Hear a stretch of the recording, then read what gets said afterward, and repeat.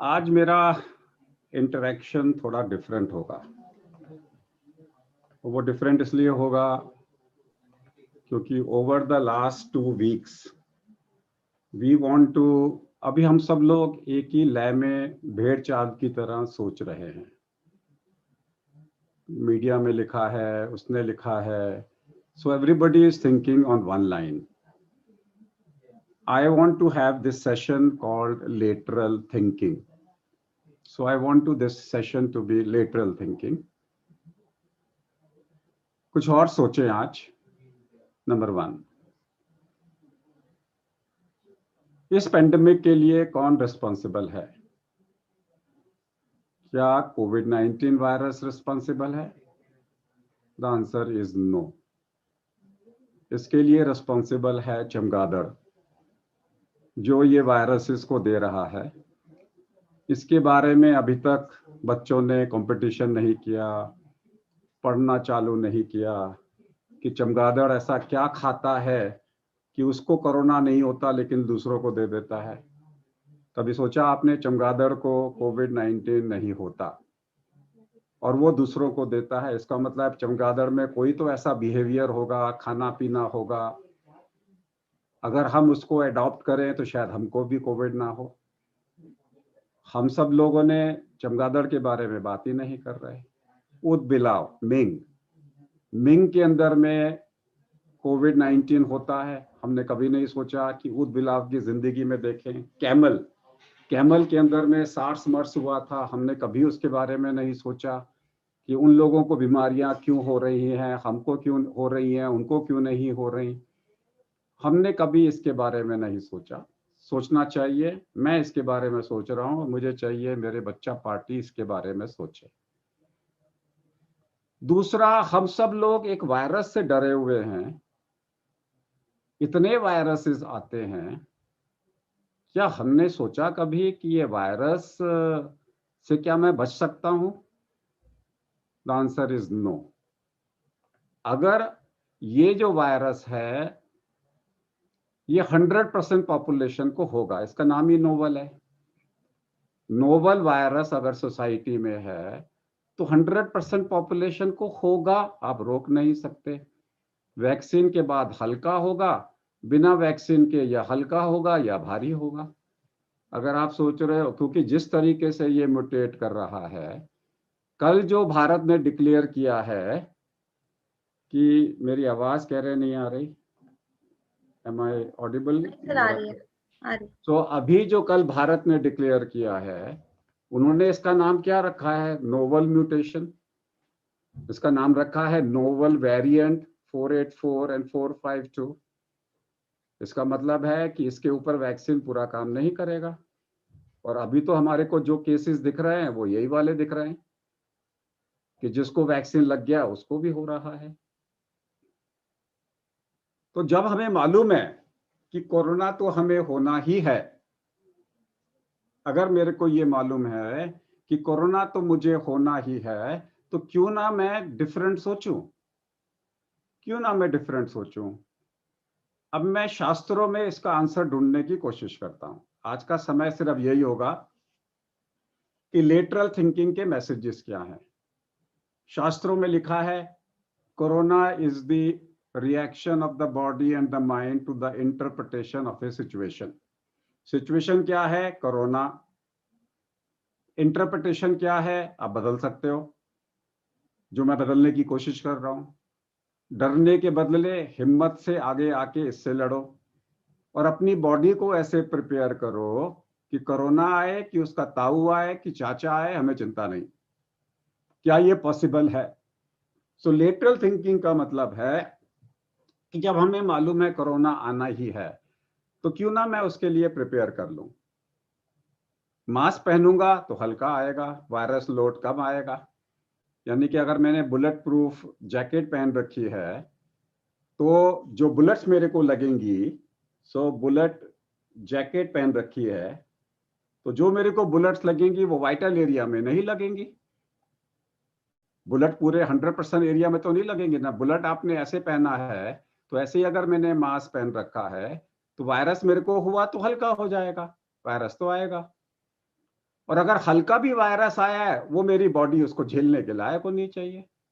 सो मेरे को अपनी बॉडी इस तरीके से प्रिपेयर करनी है कि मैं हल्के उसको तो सहन कर सकूं और भारी को मैं अवॉइड कर सकूं, उसको प्रिवेंट कर सकूं। ये मेरे को करना चाहिए। दूसरी चीज मैं क्या कर सकता हूं? दूसरी चीज मैं क्या कर सकता हूं अपने आप में? अगर मैंने वैक्सीन लिया तो मेरा वायरस हल्का हो जाएगा। वैक्सीन के बाद में अगर आप ये सोच रहे हो कि वैक्सीन के बाद में आपको, अगर आप ये सोच रहे हो वैक्सीन के बाद में कि आपको कोरोना नहीं होगा, तो भूल जाओ। हल्का कोरोना तो फिर भी होगा, हो सकता है, और आजकल हम देख रहे हैं। सो वैक्सीन भी हमारे को 100% नहीं बचाएगा। हल्का कोरोना तो फिर भी दे देगा। फ्लू नहीं होता क्या हमारे को? कौन ऐसा है जो बच्चा बोले लास्ट 4 साल में मेरे को फ्लू नहीं हुआ? तो सो क्यों ना हम एक तो चमगादड़ पे स्टडी करें और दूसरा स्टडी करें कि हम अपने आप को वायरस से स्ट्रांग कैसे बनाएं। हम अपने आप को वायरस को स्ट्रांग कैसे बनाएं? इसमें योग सूत्र और पतंजलि के अंदर में लिखा हुआ है कि हमारे क्लेश होते हैं। इसमें 2 क्लेश के ऊपर में हमें काम करना है। पहला अविद्या, हमें इसके बारे में नॉलेज, और दूसरा है अभिनिवेश, फियर ऑफ डेथ। सबसे पहले हमें फियर ऑफ डेथ निकालना है कि बच्चों में तो बड़ा आसान है कि बच्चों में कोरोना मेरे को मार ही नहीं सकता। बच्चों में कोरोना कुछ भी करेगा, मेरे को मार नहीं सकता। ये नॉलेज घर घर में पहुंचनी चाहिए कि वायरस बच्चों को नहीं मार सकता। बच्चों की डेफिनेशन है जिसकी उम्र 12 साल से कम है। और दूसरी चीज है कि अगर आप हर्ड इम्यूनिटी का वेट कर रहे हो, हर्ड इम्यूनिटी हमारी कंट्री में नहीं आ सकती।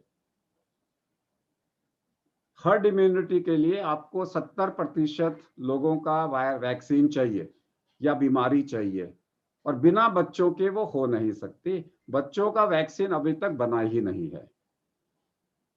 बच्चों का वैक्सीन अभी तक बना नहीं है। तो इस साल तो हर्ड इम्यूनिटी के बारे में भूल जाओ कि 2021 में हर्ड इम्यूनिटी आ जाएगी, इसको आप भूल जाओ। हर्ड इम्यूनिटी नहीं आएगी। और अगर हर्ड इम्यूनिटी नहीं आएगी तो मेरे को अपने शरीर को इस प्रकार से तैयार करना है कि कोविड आ भी जाए तो मेरे को फर्क ना पड़े। अगर कोविड आ भी जाए तो मेरे को फर्क ना पड़े। That is the objective. अब लेट अस अंडरस्टैंड कि मैं अपनी बॉडी में इम्यूनिटी को कैसे बिल्टअप करूं। कैसे बिल्टअप करूं? बड़ा सिंपल फॉर्मूला है। कितने प्रकार के टेस्ट होते हैं?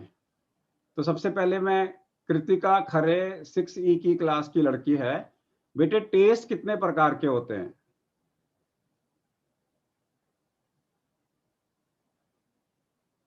बेटे टेस्ट कितने प्रकार के होते हैं? अनम्यूट करिए।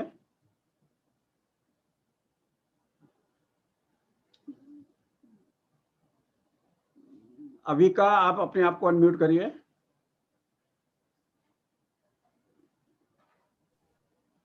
यस। स्वाद कितने प्रकार के होते हैं?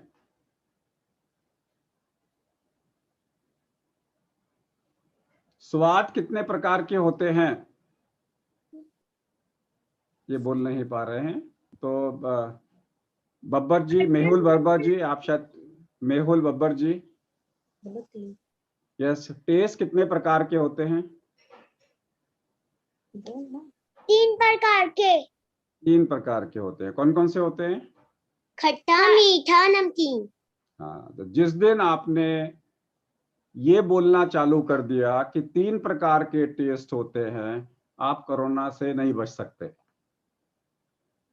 क्योंकि खट्टा, मीठा, नमकीन कोरोना को भी पसंद है। अगर आप ये खाओगे तो कोरोना भी यही खाने आपके शरीर में आएगा। इधर से बोला है, इन्होंने बोला है 4 प्रकार के होते हैं, उन्होंने बोला है 5 प्रकार के होते हैं। Anybody else? 5 प्रकार के, 4 प्रकार के, 5 प्रकार के, 4 प्रकार के, हर आदमी लिख रहा है। स्वाद 6 प्रकार के होते हैं।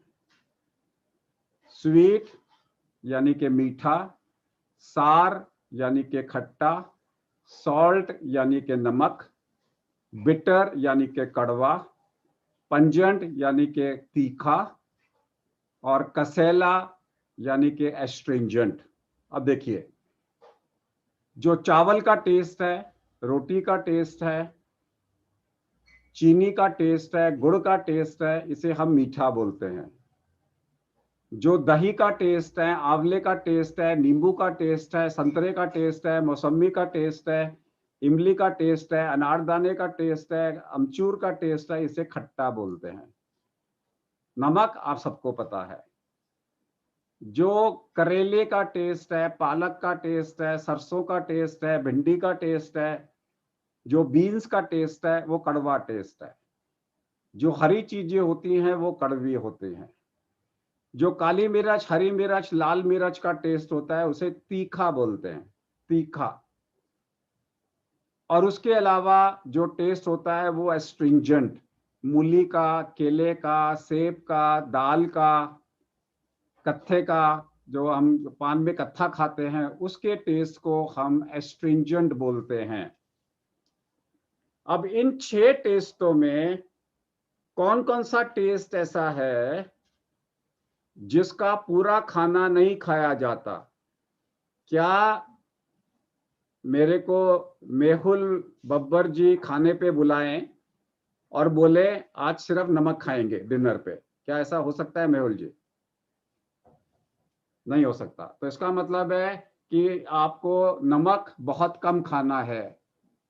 क्या मेहुल जी मैं आपके यहाँ बोलो कि आज सिर्फ हरी मिर्च का डिनर करेंगे?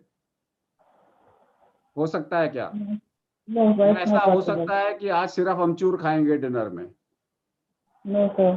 सो पंजेंट, सार एंड सॉल्ट खाने में कम होना चाहिए। जितना ज्यादा डालोगे उतनी बीमारियां होंगी। बचा कौन सा? Sweet, bitter and astringent. Bitter astringent आप खाते ही नहीं, आपको हरी सब्जियां पसंद नहीं है, दाल आपको पसंद नहीं है, राजमा आपको पसंद नहीं है। सो अगर आपने कोरोना को भगाना है तो कड़वा और कसेला आपको डाइट में बढ़ाना पड़ेगा। अगर आप अपनी डाइट में कड़वा और कसेला बढ़ाएंगे तो कोरोना आएगा और चला जाएगा, आपको कुछ नहीं करेगा। अब कड़वा क्या क्या है? मेथी, करेला, कालमेघ, कलौंजी, एंड पालक, सरसों, पालक है, सरसों है, सेम है, भिंडी है, मूंगरे हैं, फलियां हैं, ये सारे के सारे हमारे पास में कड़वे हैं। हिमांशी जी, आप कितना कड़वा आइटम रोज खाती हो? हिमांशी जैन। खाती हूँ सर, खाती तो नहीं। अच्छी बोलेगी, आप थोड़ी बोलोगे, आपको थोड़ी पूछा है मैंने। Yes sir.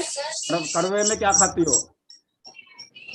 बताओ, पालक, सरसों। सिर्फ पालक। ऐसा थोड़ी है, आप माँ चीटिंग थोड़ी है कि माँ बता रही है क्या खाती हो। नहीं, आप बताइए दिव्यम, दिव्यम गुप्ता, आप क्या खाते हो? दिव्यम गुप्ता। सर साग, पालक और बीन्स। Very good. कितनी बार खाते हो हफ्ते में? सर 1-2 बार। 1-2 बार। बाकी टाइम पे क्या खाते हो? सबसे ज्यादा क्या खाते हो? Sir sweet. स्वीट आ गया ना। जितने लोग ज्यादा स्वीट खाएंगे, वायरस को भी तो स्वीट चाहिए ना, वो भी तो अंदर आके स्वीट ही खाएगा। उसे थोड़ी कड़वा पसंद है, उसे भी नमक पसंद है, उसे भी चाट पसंद है। वो घर में आके आपके अंदर आके स्वीट खाने आ जाएगा। तो अगर हम अपने खाने में एस्ट्रिंजेंट एंड बिटर को बढ़ा दें तो हमारे को वायरस से लड़ने की क्षमता बढ़ जाएगी। आज जब हमें मालूम है कि बिना बच्चों के हर्ड इम्यूनिटी आ नहीं सकती, बच्चों में वैक्सीन अवेलेबल नहीं है, अभी तो उसकी तैयारियां भी नहीं हो रही। तो उस सिचुएशन में हमारे पास चॉइस क्या है? हमारी चॉइस तो ये है कि हम अपने को किस तरीके से तैयार करें, हम अपने को किस तरीके से तैयार करें कि हमारे को कोरोना आए तो आए, हमें क्या फर्क पड़ता है। अगर कोरोना आ भी गया तो क्या फर्क पड़ता है। That should be the attitude, that should be the attitude of hours. पानी दो। So there is no way we can live in fear. There is no way we can live in fear. डर का कोई मतलब ही नहीं आता।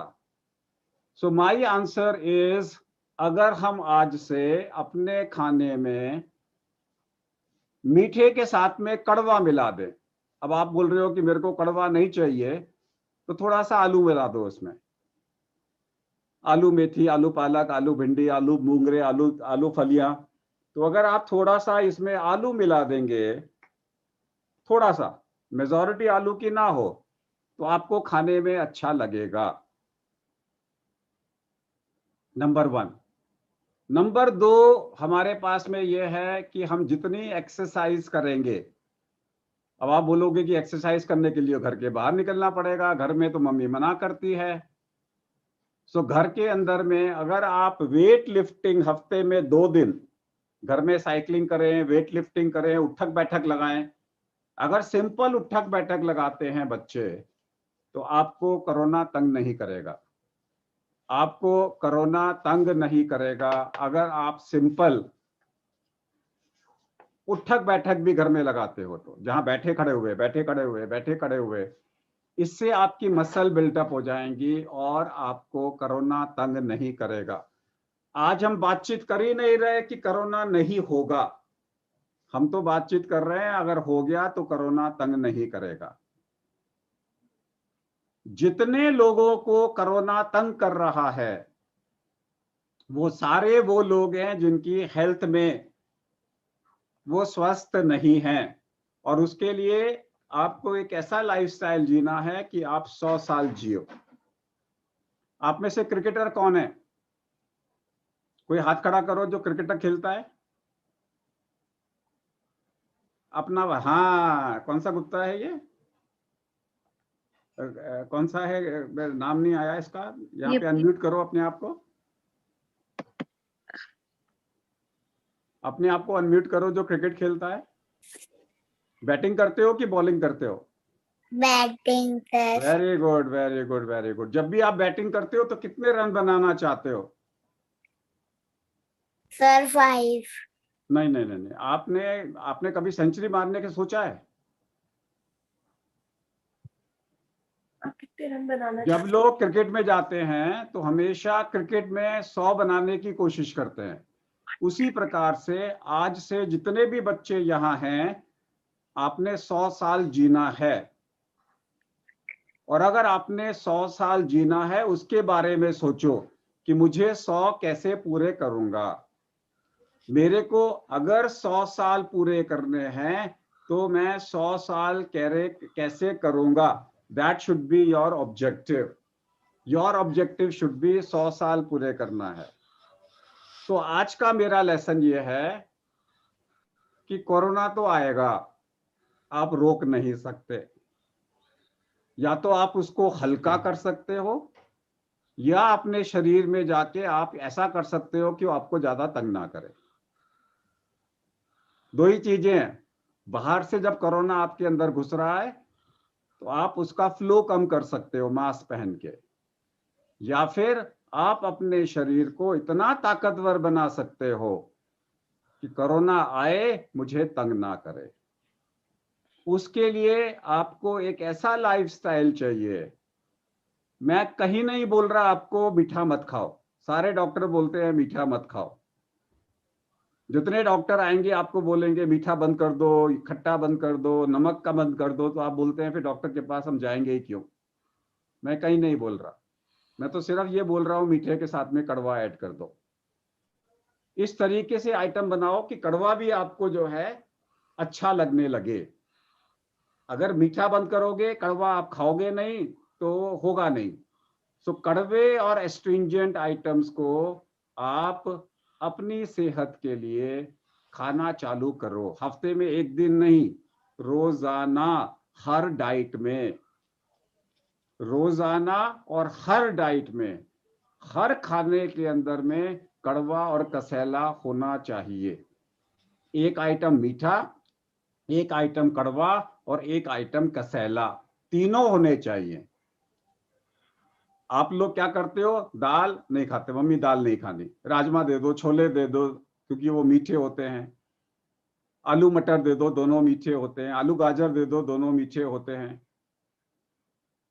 जहां green आया तो आप उसमें से जरा सा खा के बाकी छोड़ देते हो। सो मेरा तो मैसेज एक ही है, ग्रीन, कड़वा और कसैला। मैं तो बोलता हूँ के मेरा नाम है, मेरा नाम ही कड़वा और कसैला है।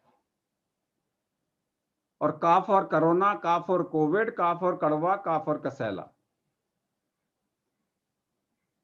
और अगर आप कड़वा और कसैला, अब ये देखना है प्रिंसिपल्स ने, मैडम्स ने, क्या कड़वे कसैले की कंपटीशन कर सकते हैं डाइट के? क्या हम कड़वे कसैले को इतना स्वाद बना सकते हैं कि आपको मीठा दिखी ना, लगे ही ना कि मीठा भी कोई चीज है? तो किस तरीके से हम कड़वा और कसैला बना सकते हैं जो आपको सेहत के लिए टेस्टी लगे, टेस्टी लगे? उसके अंदर में किस तरीके से हम, अगर कड़वे कसैले को टेस्टी बनाना है तो आपको पंजेंट सार एंड सॉल्ट इस ढंग से डालना पड़ेगा कि आपको कड़वा और कसैला टेस्टी लगना चालू कर दे। एक होता है भरवा केरला, करेला, इतना अच्छा बनता है भरवा करेला कि लोग चाटते रह जाते हैं उसको। सो आपको इस तरीके से, अब जैसे प्याज है, लहसुन है, ये कसैला है, आप इसका ज्यादा इस्तेमाल करके कड़वे को कसेले के साथ मिला के आप टेस्टी बना सकते हैं खाने को। So the whole objective today is मीठा खाओ लेकिन कड़वे और कसेले के बिना नहीं। कड़वा और कसेला नंबर 1। नंबर 2, उठक बैठक की एक्सरसाइज, या फिर जिम करो या कुछ भी करो, बट उठक बैठक is the best medicine. Third is stress. आपको किसी भी हालत में अपने आप को शांत रखना है। अगर आपको बहुत गुस्सा आता है, मान लीजिए, तो आप अपने शरीर में इम्यूनिटी डेवलप नहीं कर पाएंगे। अगर आपको अपने शरीर में इम्यूनिटी डेवलप करनी है तो आपको शांत मन से रहना होगा। सो आई वांट टू से कि हर्ड इम्यूनिटी नहीं आने वाली इस साल, भूल जाइए। बच्चों को वैक्सीन अभी तैयार नहीं है और बिना बच्चों के वैक्सीन के हर्ड इम्यूनिटी नहीं आएगी। अनफॉर्चुनेटली टीचर्स को वैक्सीन लग जाना चाहिए था, बट एटलीस्ट इतना तो हुआ, 45 साल से ऊपर के टीचर्स को अब वैक्सीन लग जाएगा। टीचर्स को अभी भी लड़ना चाहिए कि हमें वैक्सीन लगे, ताकि बच्चों के यहाँ पे कॉन्फिडेंस आए। स्कूल के अंदर में जब बच्चे आएंगे तो इन्फेक्शन फैलेगा, क्योंकि हर बच्चे को इन्फेक्शन होगा। या आप लिख के रख लीजिएगा कि हर बच्चे को इन्फेक्शन होगा और पता भी नहीं लगेगा। बच्चों के इन्फेक्शन तंग नहीं करते, सीरियस नहीं होते। जितने बच्चे इंडिया में 100% पॉपुलेशन को, हर टीचर को, हर बच्चे को, चाहे हल्का हो चाहे तेज हो, इन्फेक्शन होगा। हमें अपने शरीर को ऐसा बनाना है कि अगर हमारे को कोरोना हो भी जाए तो our answer should be who cares. I like to take more question answers then theory today.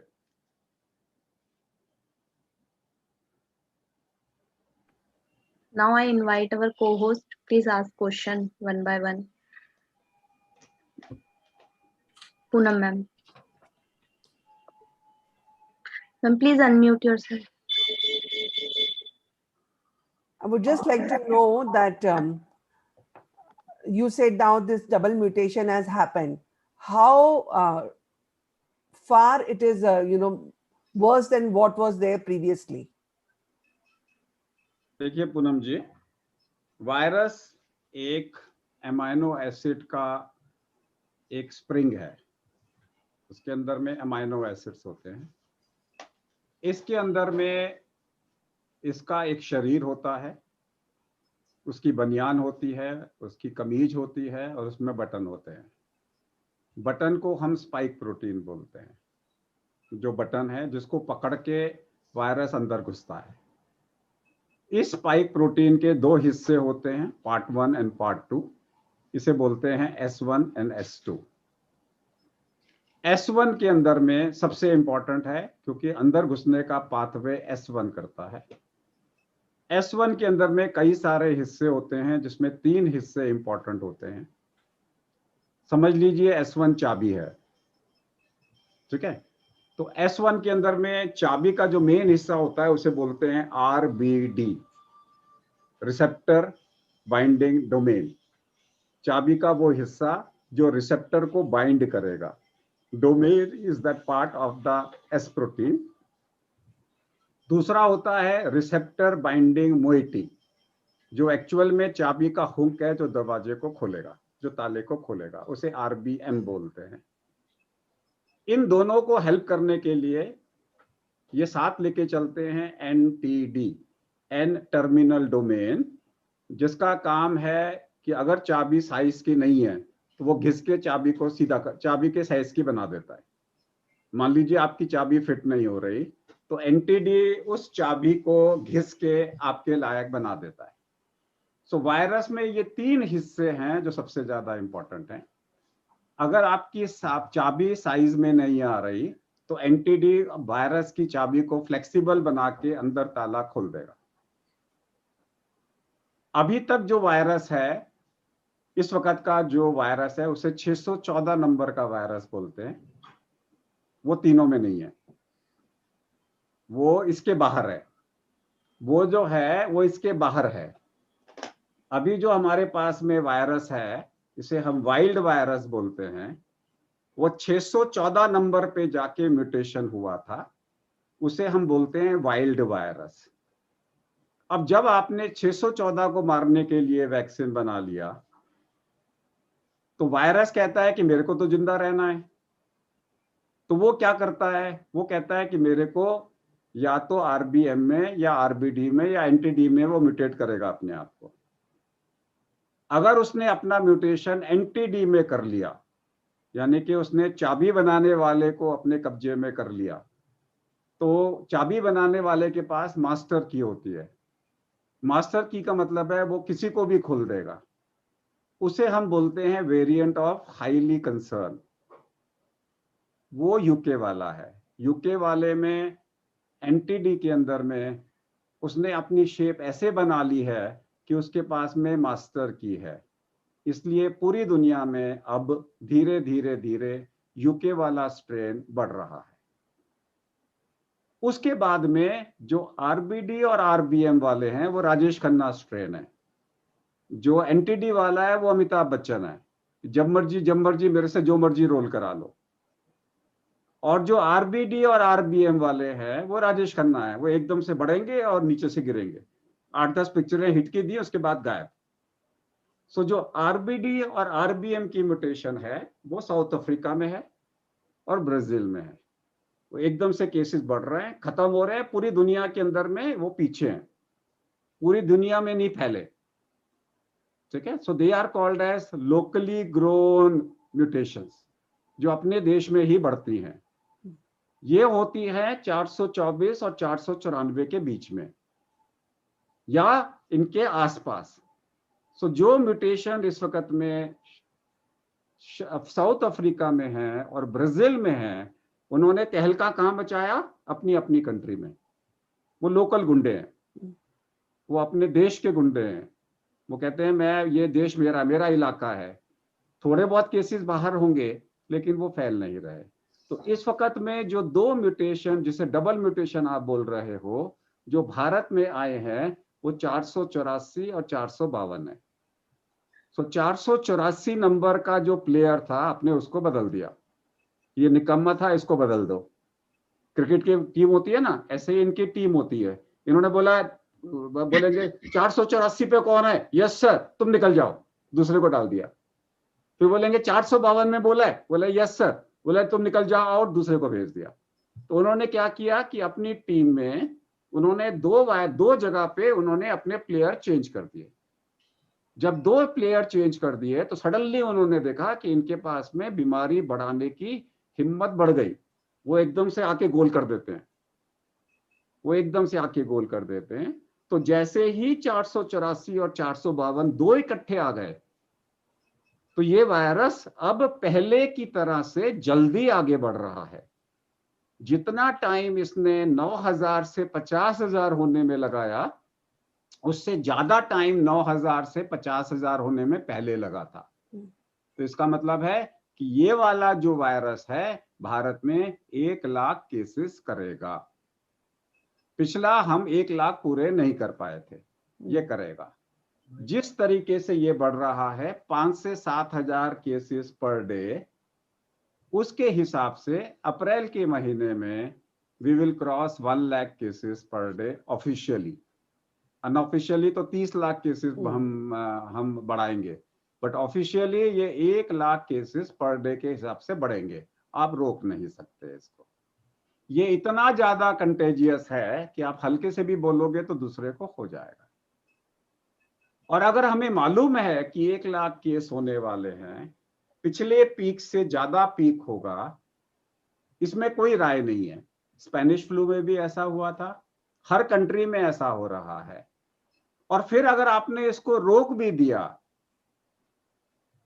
तो अभी तो एनटीडी बाकी है ना भारत में, अभी तो आरबीएम में आया है ना, फिर वो आरबीडी में आ जाएगा, आरबीडी के बाद में एनटीडी में आ जाएगा। स्कोप तो बाकी है ना वायरस के पास में। जब तक वायरस एनटीडी सारे अपने खिलाड़ियों को एग्जॉस्ट नहीं कर लेता, जब तक वो एनटीडी, आरबीएम, आरबीडी में तीनों में, सी अभी क्या है, यूके वाले में एनटीडी है तो आरबीएम नहीं है, आरबीडी है और एनटीडी है, उसके पास आरबीएम नहीं है। साउथ अफ्रीका और ब्राजील के पास में आरबीएम भी है, आरबीडी भी है, लेकिन उनके पास में एनटीडी नहीं है। भारत के पास में आरबीएम है, आरबीडी नहीं है और एनटीडी नहीं है। तो इन तीनों में खतरनाक यूके वाला है, क्योंकि एनटीडी उसके पास में है।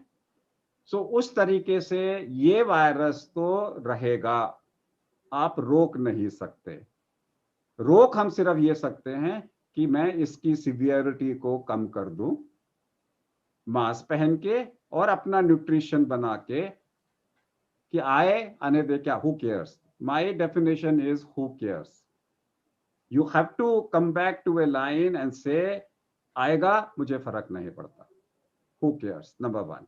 नंबर 2, जितकी उम्र 45 साल से ज्यादा है, अगर आपने वैक्सीन लगवा लिया और एक भी वैक्सीन अगर आपका लग जाता है, आप मर नहीं सकते वैक्सीन वायरस से।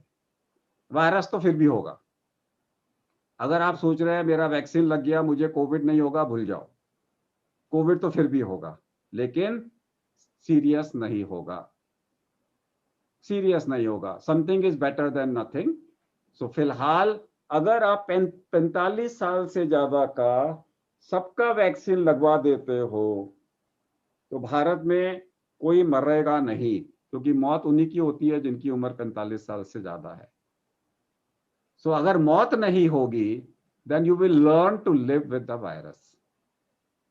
अभी जो अभिनिवेश है, फियर ऑफ डेथ, देखिए 5 क्लेश होते हैं।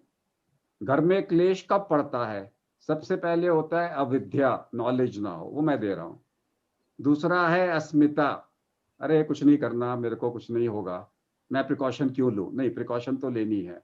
तीसरा राग एंड द्वेष, राग एंड द्वेष, that is attraction and repulsion. And 5वां है अभिनिवेश, फियर ऑफ डेथ। जिस दिन आपके मन में फियर ऑफ डेथ निकल गया, अविद्या के साथ में, अविद्या इज इग्नोरेंस, विद्या इज मर नहीं सकते। तो अगर के अग्रवाल बोल रहा है कि 45 साल के बाद में अगर आपको एक भी वैक्सीन लग गया और कोरोना हो भी गया, अगर आप मर नहीं सकते, तो डर निकल गया ना मन से। हो गया तो हो गया, डर निकल गया।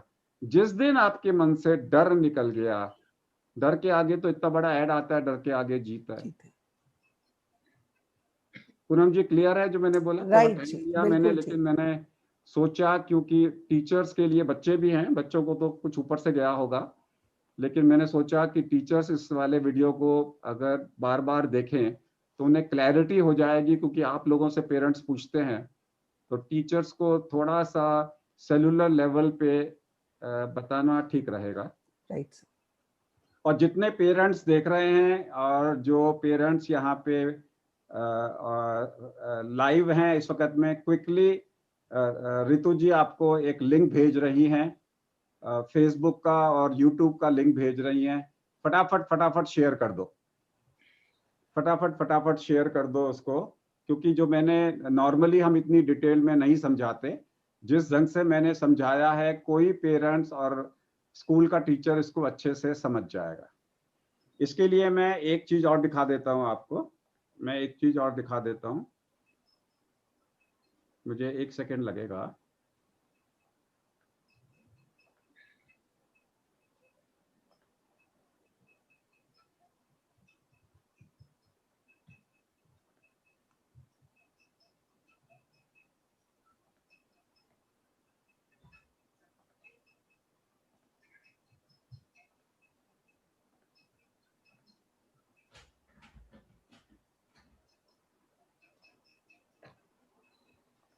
तो अगर आपको दिख रहा है यहाँ पे,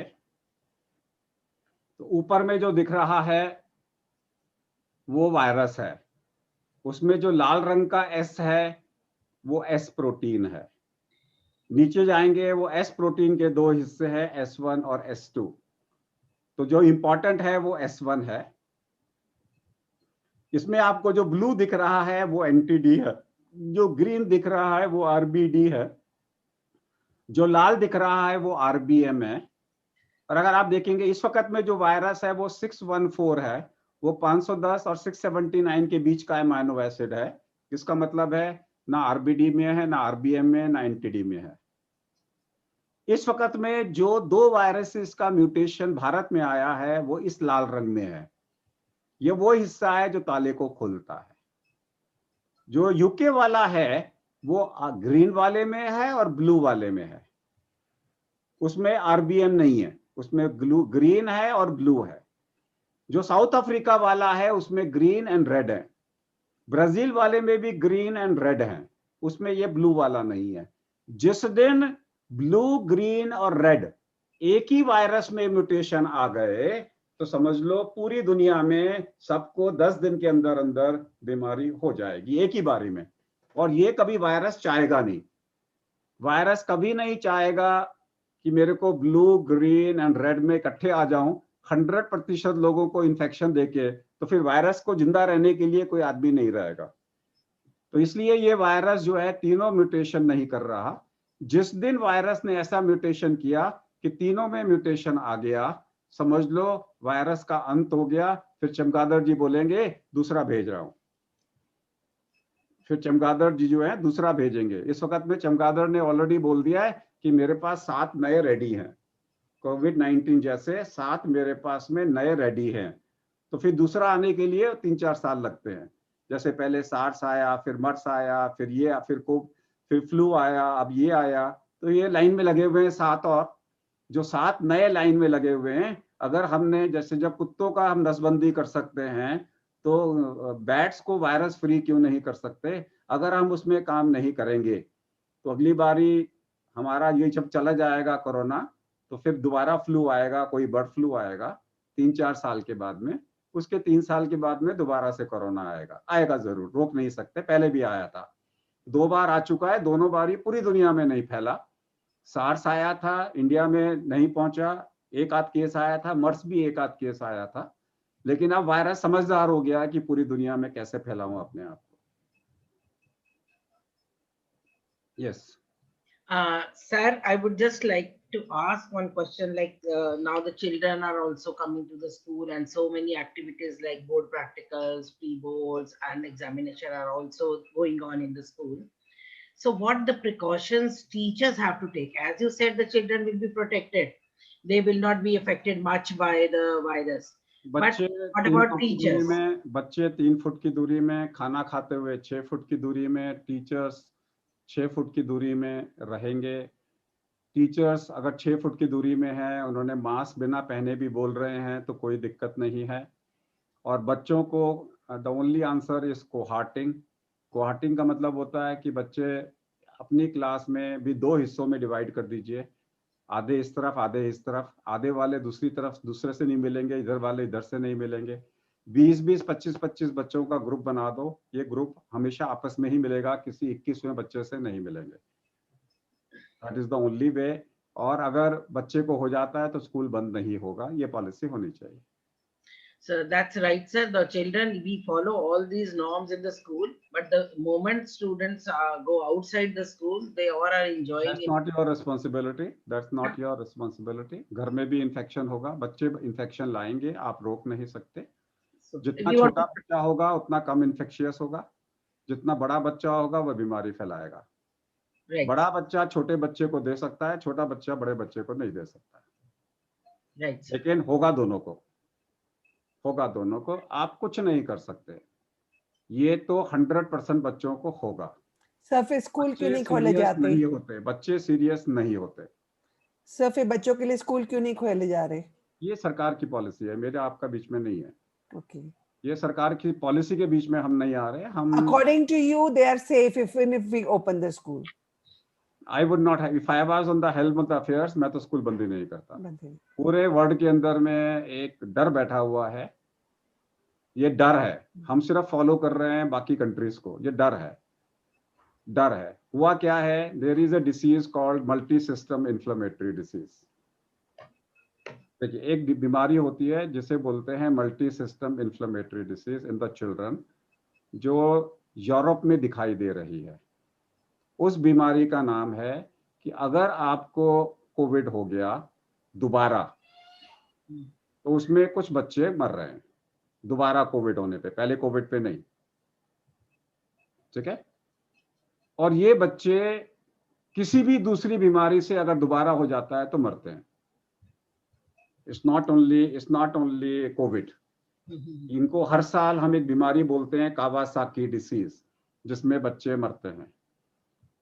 बच्चों के अंदर में अगर आपको इंडिया में 10-12 बच्चे मरे भी होंगे कावासाकी डिसीज से या मल्टी सिस्टम इन्फ्लेमेटरी डिसीज से, वो ना आपके हाथ में है, उसको पहचानना आपके हाथ में नहीं है।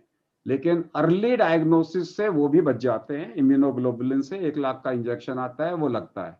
इसलिए दिल्ली जैसे शहर में कोई मौत नहीं होती, गांव के अंदर में बच्चे अफोर्ड नहीं कर पाते तो उन्हें दिक्कत होती है।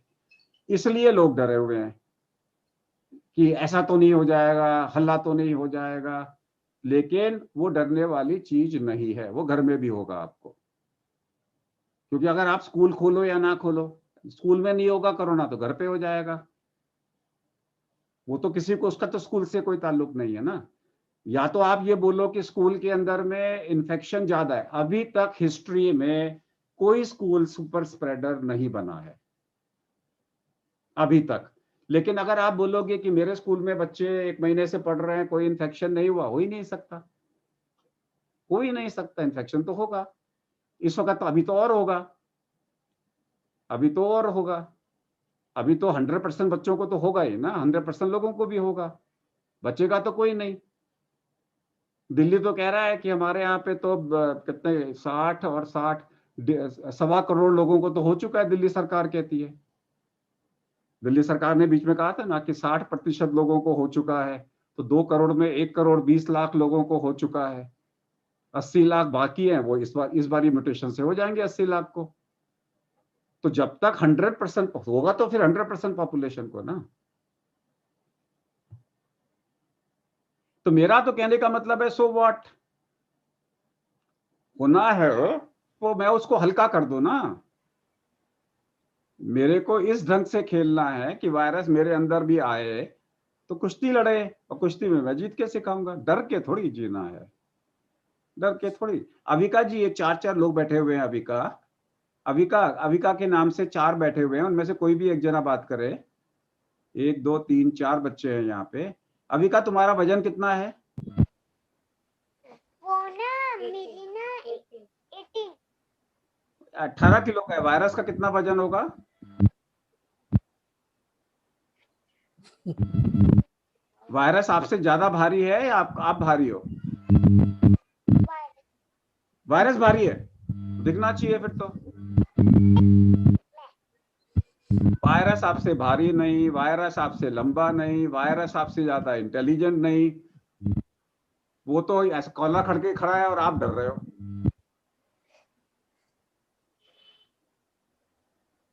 चलिए पूनम जी बोलिए।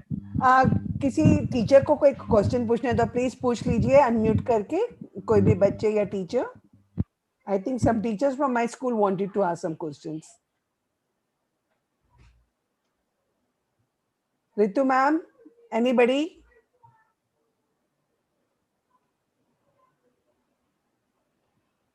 You can unmute yourself and ask, please.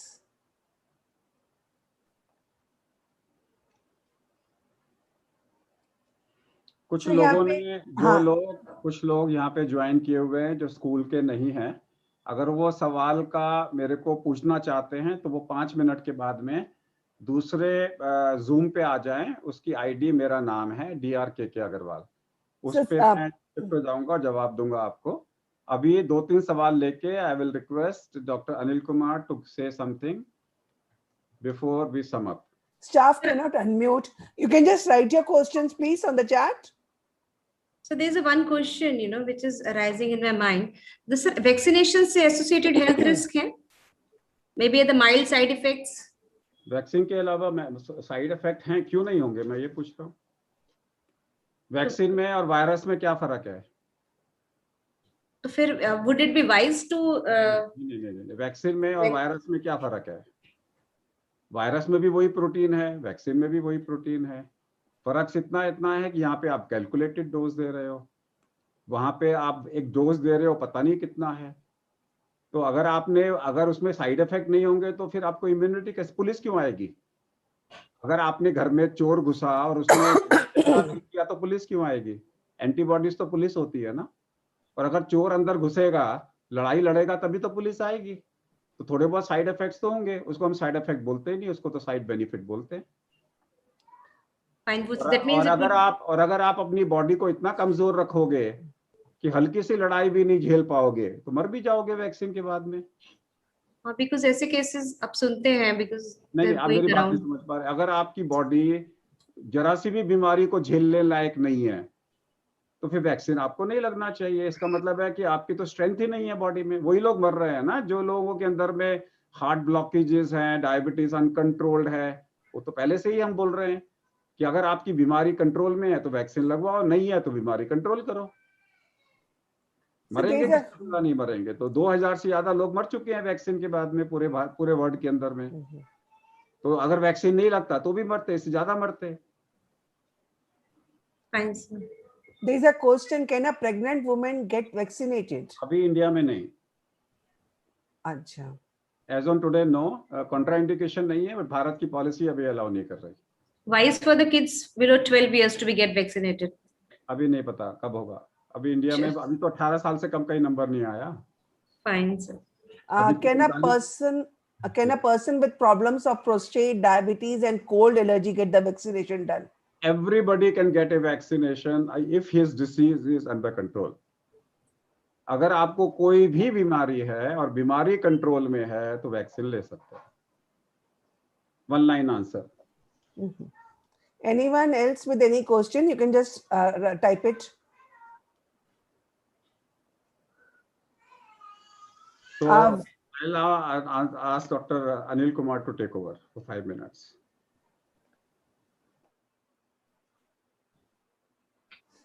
There is one question that if children below 12 years are safe, what about children above 12 years? That is the one who is 13 years old.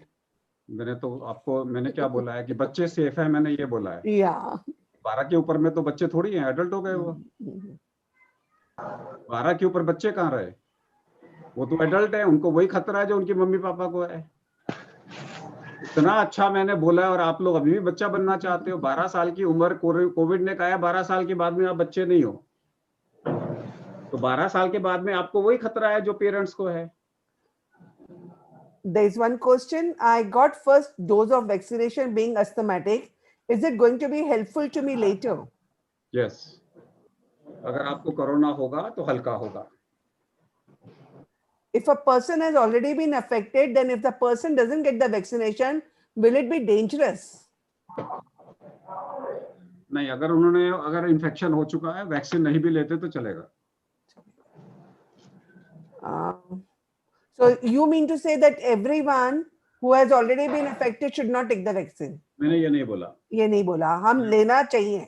मैंने ये भी नहीं बोला लेना चाहिए। अच्छा। मैंने ये बोला है कि सरकार कहती है ले लो, लेकिन अगर आपकी लेने में कोई नुकसान नहीं है, कम से कम 1 डोज जरूर ले लो। सर डिफरेंट कंपनीज के लिए ले सकते हैं अलग अलग? नहीं, आपके पास चॉइस नहीं है अभी। ओके। जब चॉइस ही नहीं है तो काहे को अपन लेके चले हैं? जब मालूम है कि मेरे को इसी स्कूल में एडमिशन लेना है तो दूसरे के बारे में सोचे क्यों? यही बेस्ट है। This was the question. Thank you, sir. I think almost all the questions that were written, I have asked them.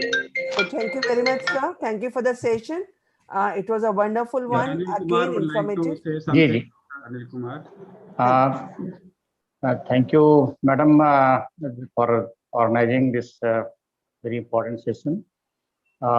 Particularly जो हमारा बच्चों का ये क्वेश्चंस होते हैं बहुत से, और उसमें जो वैक्सीनेशन पे रिलेटेड है, अभी बच्चों का तो इतना टाइम लगेगा, बट whoever जो उनके घर में पेरेंट्स हों या उनके रिलेटिव्स हैं, अगर ये हमारा 45 प्लस का अगर स्टार्ट हो रहा है 1 अप्रैल से, आई थिंक सभी लोग इसको रजिस्टर कराएं और टाइम से अगर अपॉर्चुनिटी मिल रही है तो तुरंत लगवाएं, बिकॉज इससे हमें कम से कम ये प्रोटेक्टेड हैं हम लोग सभी। और बच्चों को अगर टाइम लगेगा तो जो सर ने बताया कि हमें कैसे अपना फूड लेना है, नॉर्मली बच्चे लेते नहीं हैं, और अगर ये लेंगे तो इससे हमें क्या फ़ायदा होगा और हमारी एक हैबिट बन जाएगी हमेशा फ्यूचर के लिए। और जो के का फार्मूला है, के अग्रवाल एंड पड़वा का चला, ये लें और हमेशा हम जो है एक हैबिट बनाएं हमेशा इस तरह का फूड लेने की। तो इससे हमें बच्चों में ये हमेशा इंटरनल जो है हमारी इम्यूनिटी स्ट्रॉन्ग होगी और हमेशा हम लोग जो है फाइट कर सकते हैं कोई वायरस आ जाए। तो आई थिंक बहुत से क्वेश्चन हुए सभी, और सभी जितने भी टीचर्स हैं, स्टूडेंट आए, उनका पार्टिकुलर फाउंडेशन इंडिया की तरफ से बहुत बहुत धन्यवाद। तो आप लोग इसको फॉलो करें और इसको शेयर करें, सबको फायदा होगा। बहुत बहुत धन्यवाद।